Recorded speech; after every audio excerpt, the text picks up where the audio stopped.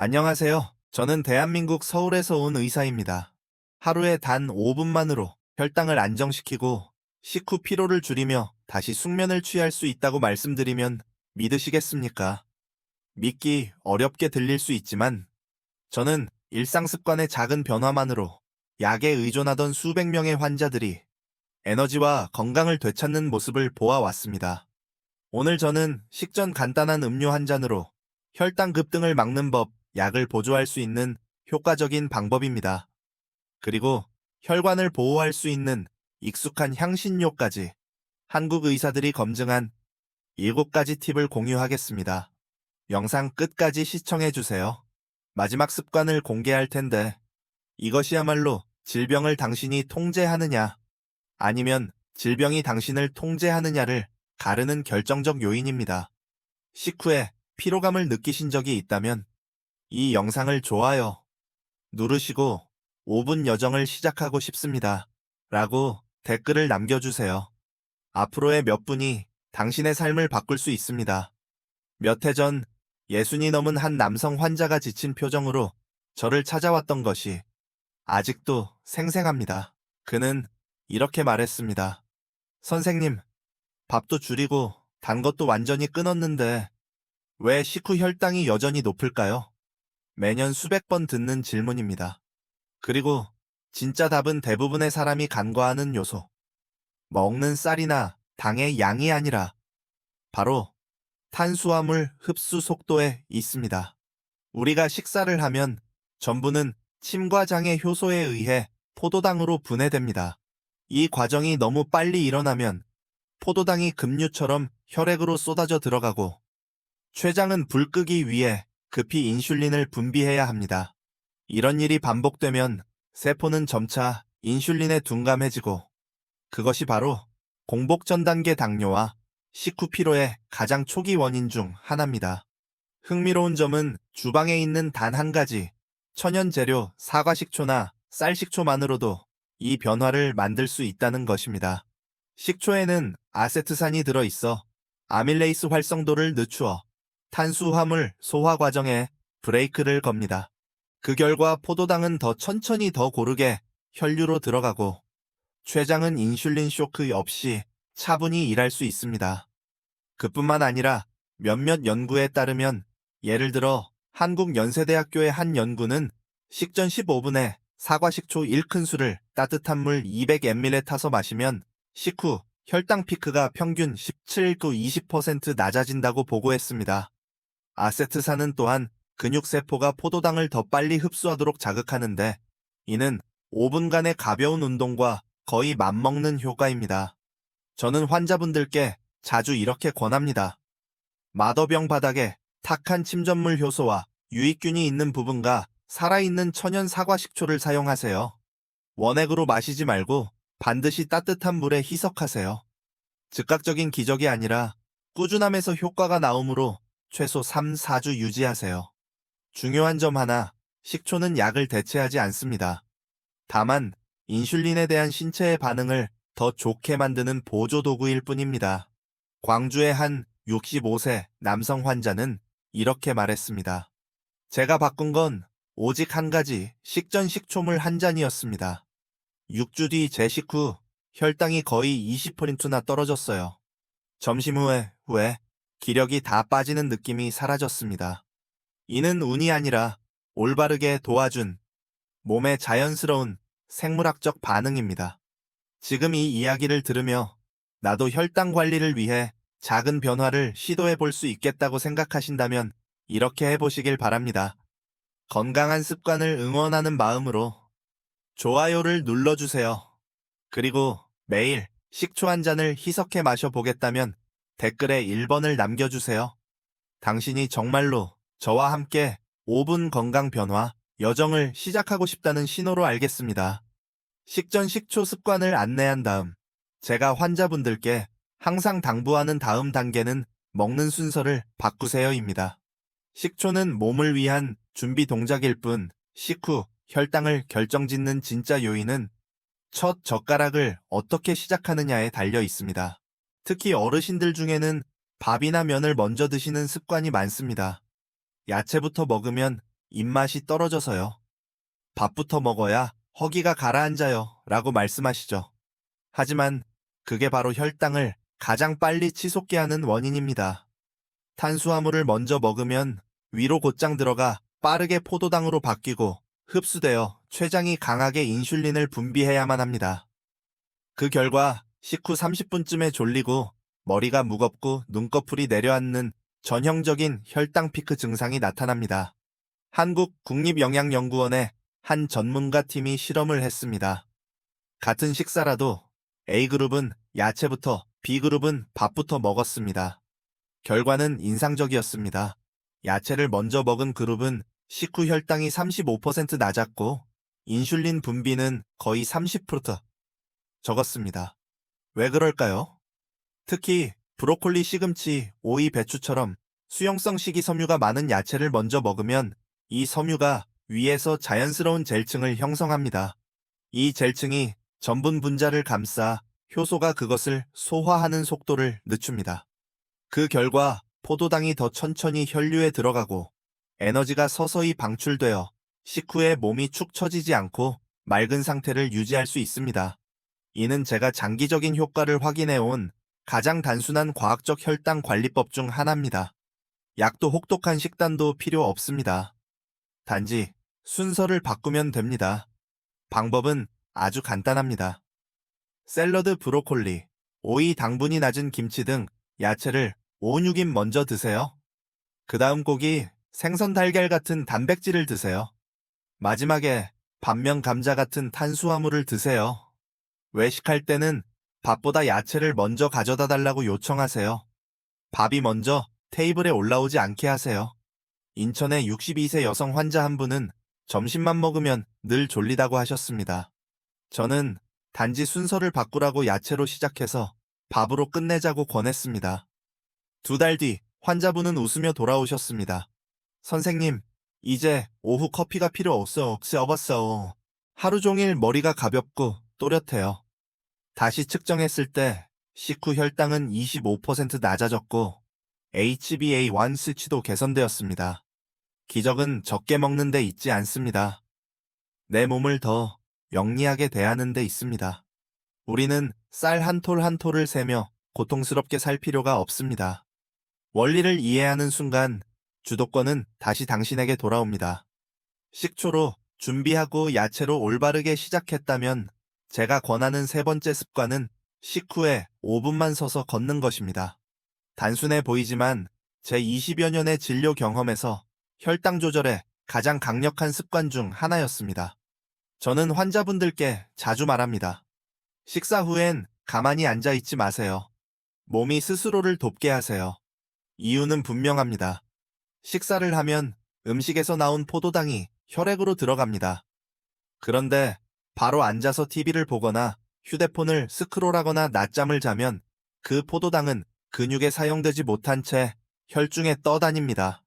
결과적으로 혈당이 오르고 곧바로 급격히 떨어지면서 피곤하고 졸리고 금방 다시 배가 고파집니다. 반대로 단 몇 분이라도 일어나 움직이면 몸에서 가장 큰 포도당 저장소인 다리와 둔부 근육이 작동하기 시작합니다. 이것들이 스펀지처럼 혈액 속 과잉당을 빨아들여 에너지로 사용합니다. 서울과 부산의 여러 연구에서 식후 가볍게 이 5분만 걸어도 가만히 앉아 있을 때에 비해 혈당 피크가 평균 17-20% 낮아지는 것으로 나타났습니다. 나이가 많을수록 효과는 더 뚜렷합니다. 한 70세 환자분은 이렇게 말씀하셨습니다. 선생님, 힘든 운동은 필요 없었어요. 집안을 그냥 한 바퀴 도는 것만으로도 머리가 훨씬 맑아졌어요. 방법은 간단합니다. 식사 후 위가 안정되도록 10분 쉬고 그 다음 가볍게 일어나 걸으세요. 빠르게 걸을 필요 없습니다. 대화가 가능한 편안한 속도로 충분합니다. 추운 날엔 집안을 걷거나 식탁을 정리하거나 화분에 물을 주는 가벼운 활동을 하세요. 저녁 식사 후엔 가족과 함께 동네를 한 바퀴 도는 것도 훌륭한 휴식입니다. 중요한 것은 길이가 아니라 타이밍과 지속성입니다. 대구의 공복 전 단계 환자 한 분은 이 습관을 시작하자 3개월 만에 HbA1c가 6.2에서 5.7로 떨어졌습니다.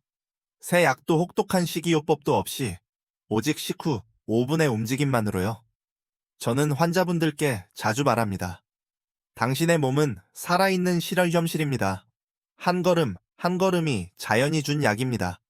오늘 식사 직후 단 5분이라도 일어나 보세요. 곧이어 찾아오는 몸의 가벼움과 머릿속의 맑음을 느끼실 수 있을 겁니다. 한국의 전통 의학에서 계피는 단순한 향신료가 아니라 따뜻함과 원활한 순환의 상징입니다. 서울의 겨울 기온이 떨어질 때면 저는 늘 환자분들께 따뜻한 계피차로 아침을 시작하라고 권합니다. 많은 분들이 놀랍니다. 선생님, 겨우 계피가 왜 그렇게 중요하죠? 답은 몸 안에서 일어나는 섬세한 화학 반응에 있습니다. 계피에는 시나말데하이드가 들어있어 세포가 인슐린 신호를 더 또렷이 듣게 도와줍니다.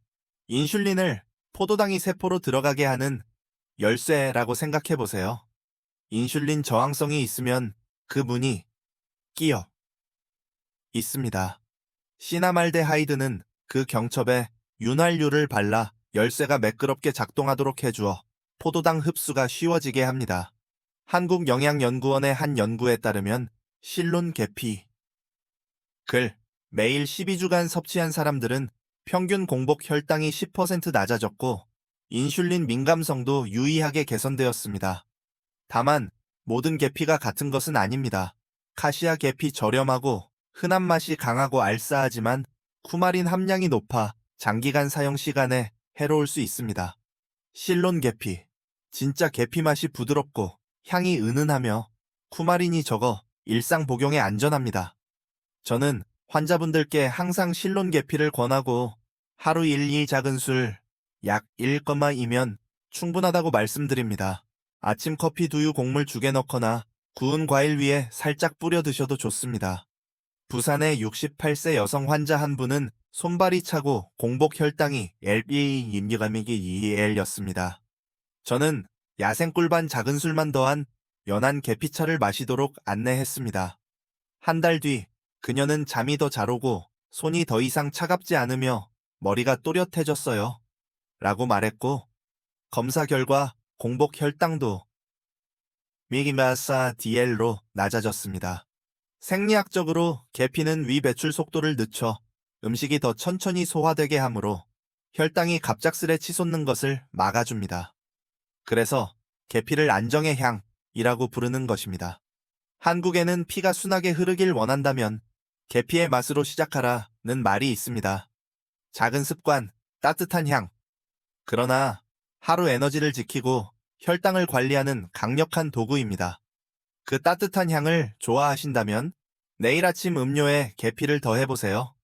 겉보기엔 단순하지만 많은 분이 놓치는 습관이 하나 있습니다. 바로 충분한 수분 섭취입니다. 저는 환자분들께 자주 묻습니다. 오늘 물을 몇 잔 드셨나요? 가장 흔한 대답은 이렇습니다. 차도 마시고 국도 먹었으니 아마 충분할 거예요. 하지만 사실 차 커피잔 국물은 순수한 물을 대체할 수 없습니다. 우리 몸은 강과 같습니다. 탈수가 되면 강이 마르게 되고 혈액량이 줄어들어 포도당을 희석할 수 있는 물이 부족해지니 혈당 농도는 자연히 올라갑니다. 특히 나이가 들수록 갈증 신호를 느끼는 능력이 떨어지기 때문에 더 그렇습니다.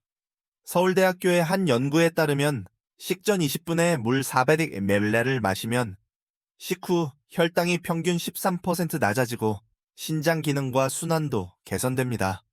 왜일까요? 수분이 충분하면 신장은 소변을 통해 과잉 포도당을 더 쉽게 배출해 항상성을 더 빨리 회복하게 해줍니다. 또한 물은 인슐린이 더 효율적으로 순환하도록 돕습니다. 깊은 강 위를 부드럽게 미끄러지듯 배가 지나가듯이요. 적용 방법은 간단합니다. 매 식사 15-20분 전에 따뜻한 물 300-500ml를 마시세요. 기저질환이 있는 분은 의사와 상담하세요. 물병을 잘 보이는 곳, TV 옆 책상 위 침대, 머리맡에 두세요. 식사 직후 찬물은 피하세요. 소화관 혈관이 수축될 수 있습니다. 추운 날엔 레몬 조각이나 생강을 띄운 따뜻한 물로 대체할 수 있습니다. 대전의 66세 남성 환자 한 분은 식단 관리는 철저했지만 혈당이 높았습니다. 추적해보니 하루물 섭취가 약 400ml에 불과했고 나머지는 보리차였습니다.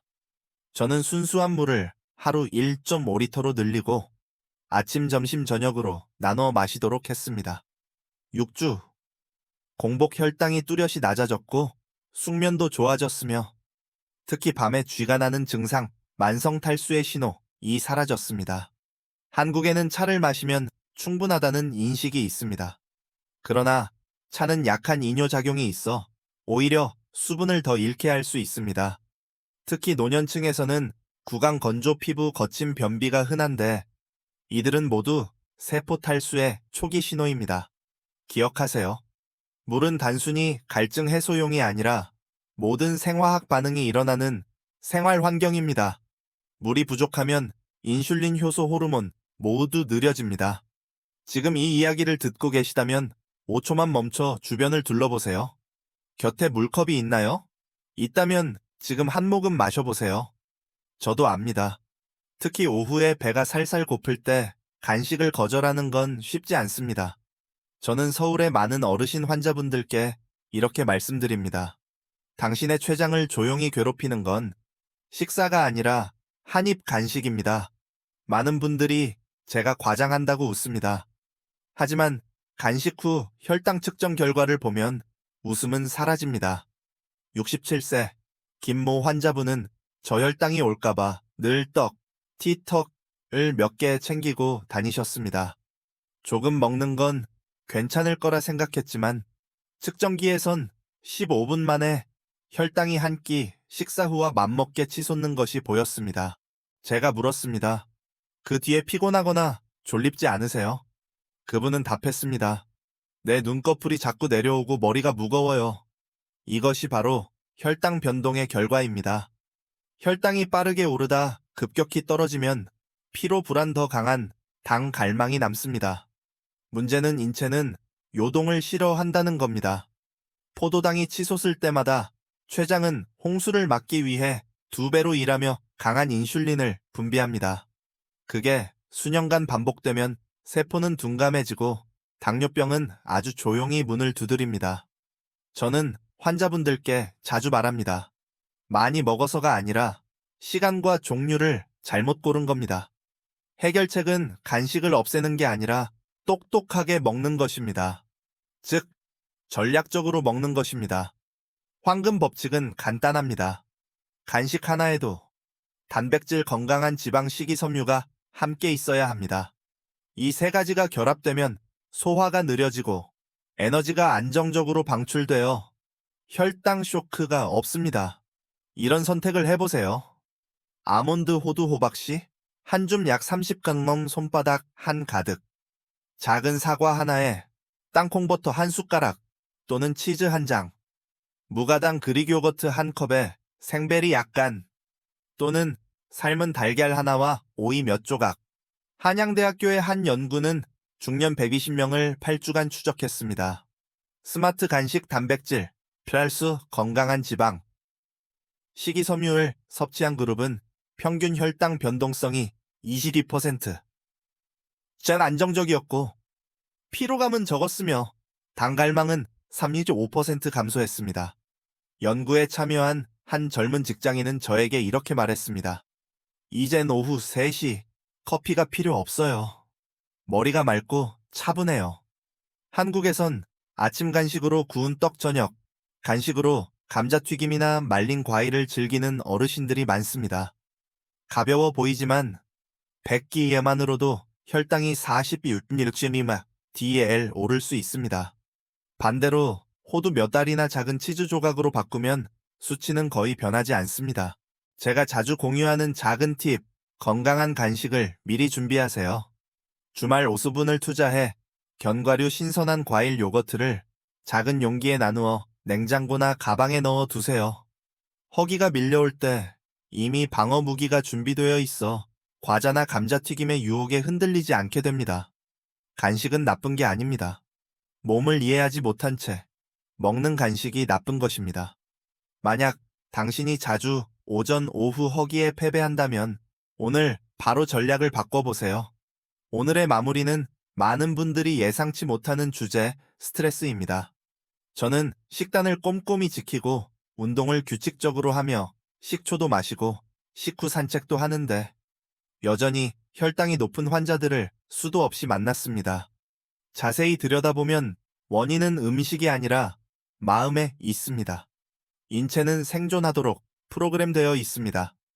전화 한 통, 청구서 한 장, 업무 메시지 하나에도 교감신경은 즉시 투쟁 혹은 도피 모드로 전환됩니다. 그 순간 코르티솔과 아드레날린이 혈중으로 쏟아져 들어가 간에게 포도당을 방출하라고 명령합니다. 하지만 당신은 가만히 앉아 있을 뿐이라 그 포도당은 쓰이지 못하고 혈액 속에 쌓입니다. 이 상태가 매일 반복되면 혈당은 오를 뿐 아니라 수면의 질이 나빠지고 예민해지며 아무것도 하지 않아도 피곤해집니다. 일부 환자들은 이를 심리적 혈당이라고 부릅니다. 해결책은 약이 아니라 호흡입니다. 저는 자주 말합니다. 호흡은 몸과 마음이 동시에 이해하는 유일한 언어입니다.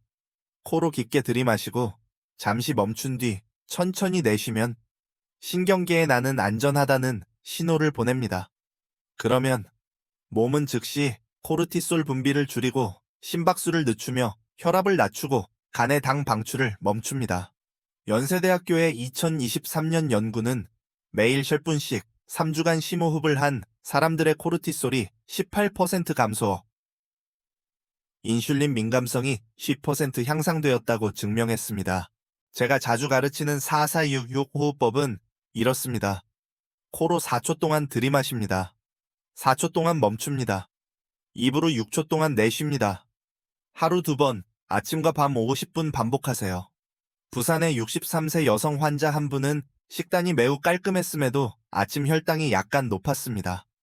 자세히 여쭈니 자녀 걱정으로 잠을 설친다고 하셨습니다. 저는 매일 잠들기 전 삭, 훅 호흡을 권했습니다. 3주 뒤 환자분은 미소 지으며 돌아오셨습니다. 선생님, 중간에 깨지 않고 6시간을 쭉 잤어요. 아침에 몸이 가볍고 혈당도 눈에 띄게 내려갔어요. 지금 바로 해보실 수 있습니다. 가슴 위에 손을 올리고 코로 4초 들이마시고 4초 멈춘 다음 6초 동안 입으로 내쉬어 보세요. 가슴이 확장되는 느낌, 몸 전체에 퍼지는 따스함을 느껴보세요. 이건 단순한 숨이 아닙니다. 누구나 사용할 수 있는 무료의 생물학적 약입니다. 저는 평온이 가장 강력한 천연 인슐린이라고 믿습니다. 당신이 고요함을 배우면 몸은 스스로 조절되고 심장은 더 천천히 뛰며 소화는 안정적으로 작동하고 혈당은 안전선으로 돌아옵니다. 그러니 이 영상을 보고 계시다면 오늘 5분만큼은 그냥 호흡에 써보시길 초대합니다. 기구도 헬스장도 필요 없습니다. 조용한 순간에 당신만 있으면 됩니다. 며칠 안에 펼쳐질 작은 기적을 지켜보세요. 그리고 건강이 호흡에서 시작된다고 믿는다면 이 영상을 좋아요 누르시고 댓글로 찔번을 남겨주세요. 그래서 내가 너를 알아. 제가 동행했던 환자들의 여정을 돌아보면 가장 마음이 움직이는 사실이 하나 있습니다. 변화는 약에서 시작되지 않고 매일 꾸준히 실천하는 작은 행동에서 시작된다는 것입니다. 식전 식초, 한 숟갈 야채 몇 입, 먼저 저녁, 식사 후 5분 걷기, 물 한 모금 깊은 한숨, 보잘것없어 보이는 이 모든 것들이 제가 만난 수백 명의 삶을 열 바꿔놓았습니다. 한때 나이 들면 병을 감수해야 한다고 생각했어요. 라고 말했던 박 씨도 그랬습니다. 하지만 7가지 작은 습관을 모두 실천한 지 석 달 뒤 그는 미소 지으며 돌아왔습니다. 건강해진 것만이 아니라 제 삶을 제가 더 주도하는 느낌입니다. 몸도 변했지만 가장 소중한 변화는 자신감의 회복이었습니다. 그리고 그것이 바로 이 영상을 본 당신이 느끼길 바라는 점입니다. 아마 오늘도 피곤하고 혈당계를 들 때마다 불안하고 손저림 갈증 불면이 두려울 수 있습니다. 하지만 믿어주세요. 건강은 하루아침에 잃어버린 것이 아니며 되찾는데 기적이 필요하지도 않습니다. 당신의 몸은 놀라운 기계입니다. 올바르게 대하면 스스로 조절하고 스스로 회복하며 스스로 치유합니다. 모든 것을 한 번에 바꿀 필요는 없습니다. 가장 작은 것부터 시작하세요. 물을 제대로 마시기, 식후 걷기, 혹은 단지 깊게 숨쉬기. 그 모든 행동은 몸에게 보내는 메시지입니다.